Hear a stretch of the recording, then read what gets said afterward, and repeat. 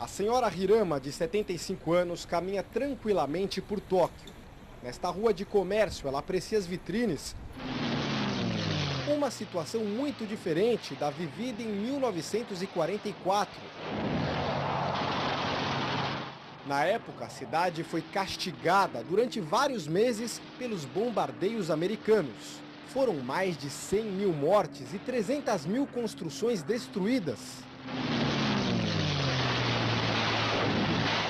Minha casa ficava perto de uma base aérea e os ataques eram constantes, conta a senhora Hirama. Foram momentos difíceis. Vi muita gente morrer. Emocionada, ela conta que teve sorte por conseguir sobreviver. 61 anos depois, os japoneses ainda vivem com a memória dos ataques. Esse é um trauma, mesmo para os mais jovens. Os bombardeios feriram o orgulho nipônico e para a maioria da população foram desnecessários porque Tóquio já se preparava para uma rendição. A imagem do cogumelo nuclear cobriu o céu do Japão. Pela primeira vez na história, um país utilizava uma arma atômica. Os japoneses foram derrotados. Hiroshima e Nagasaki totalmente destruídas. 200 mil pessoas morreram. Eu tinha muito medo dos ataques e de morrer, conta este senhor que na época da guerra tinha 10 anos de idade. Assim como nos Estados Unidos, os ataques deixaram feridas e mudaram completamente a rotina das pessoas por aqui. Mas se os americanos, a partir de então, entraram em guerra contra o terror, os japoneses tiveram que aceitar a derrota. Em 14 de agosto de 1945, os japoneses se renderam. Era o fim da guerra no Pacífico, mas a destruição foi gigantesca. Cidades reduzidas a cinzas e uma população com baixa autoestima. Tinha muito medo de ser morto pelos americanos, lembra este senhor. Nós éramos criados para odiar os Estados Unidos. Eles eram os monstros de nossa infância. Essas reações são reações extremamente emocionais, né? Porque você está se vendo atacado, né?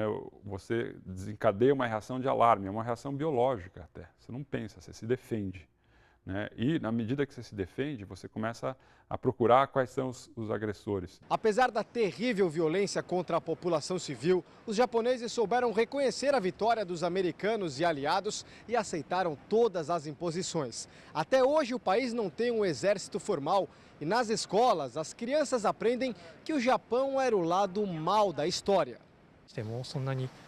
Até hoje não sabemos o que os Estados Unidos fizeram, afirma este jovem. Não somos educados para odiar os americanos, como acontece em outros países invadidos por eles, completa. Depois de mais de 6 décadas do fim do conflito, o Japão mudou. O esforço da população transformou o país e hoje a Terra do Sol Nascente é a terceira maior potência econômica do mundo.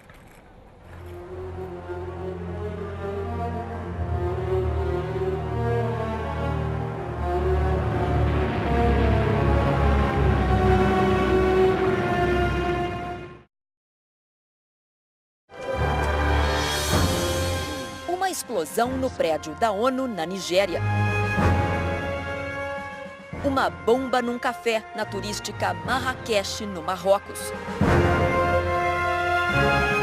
Só neste ano, foram pelo menos 80 ataques em 10 países africanos. O continente vive em constante estado de alerta. Com a morte de Osama Bin Laden em maio, o temor aumentou na região e analistas políticos chegaram a anunciar a possibilidade de vingança por parte de grupos radicais africanos ligados à Al-Qaeda, principalmente contra cidadãos americanos. A Al-Qaeda tem fortes vínculos com a África. Bin Laden morou no Sudão durante 5 anos, no início dos anos 90. Na época, foi responsável por um ataque contra Hosni Mubarak, presidente do Egito. E em 1998, houve o maior atentado de todos os tempos no continente. A explosão das embaixadas americanas em Nairobi, no Quênia, e em Dar es Salaam, na Tanzânia.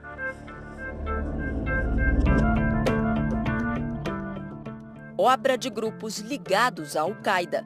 224 mortos e milhares de feridos. Nos últimos anos, duas organizações têm se destacado por suas operações na África: Al-Shabaab e Boko Haram. A Al-Shabaab, que controla a região sul da Somália, faz oposição contra o governo do país e tem mais de 14 mil militantes. Recentemente, o grupo virou notícia por impedir a ajuda humanitária às vítimas da seca em áreas sob controle da facção. Mais de 4 milhões de pessoas sofrem com a fome e a seca extrema no país.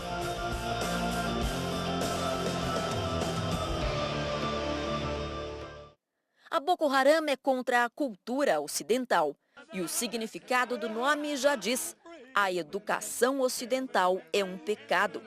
A rede radical islâmica é responsável por pelo menos 14 atos criminosos só de janeiro até agora. O carro-bomba, que atingiu as dependências da ONU em agosto na capital da Nigéria, matou 21 pessoas e feriu outras dezenas. O diretor do Centro de Estudos Africanos e do Oriente Médio explica que a atividade terrorista na África não está relacionada a uma causa global, e sim a questões locais. A Al-Shabaab, apesar de ser uma filial da Al-Qaeda, só realizou um atentado fora da Somália, relembra Naim Dina, se referindo às duas explosões em Uganda durante a Copa de 2010. A Boko Haram não é ligada a nenhuma outra organização. Tem uma ideologia exclusiva. Está limitada à sua própria ideia do que deveria acontecer na Nigéria. Ele completa: independentes ou não, vários atentados tiraram a vida de inocentes no continente africano depois de 2001. Em maio de 2003, 5 ataques simultâneos abalaram o Marrocos. Os atentados suicidas em Casablanca atingiram centros das comunidades espanhola, israelense e belga. 41 pessoas morreram e centenas ficaram feridas. 2 anos depois, em 2005, o alvo foi o balneário de Sharm el-Sheikh, no Egito. 80 mortes foram registradas. Entre as vítimas fatais, egípcios, italianos, britânicos e holandeses. Em meio a tantos ataques, a África do Sul pode se considerar um mar de tranquilidade. Nunca houve um atentado por aqui e a ideia de terrorismo passa longe da cabeça da população. Mas por que um país africano, com destaque internacional, grandes centros urbanos e um alto número de estrangeiros, não precisa se preocupar com o mesmo terror? Para o analista, é simples. A África do Sul não colabora com os Estados Unidos. Não é um país aliado nas guerras. E sob uma perspectiva anti-americana, a África do Sul é muito independente em suas posições.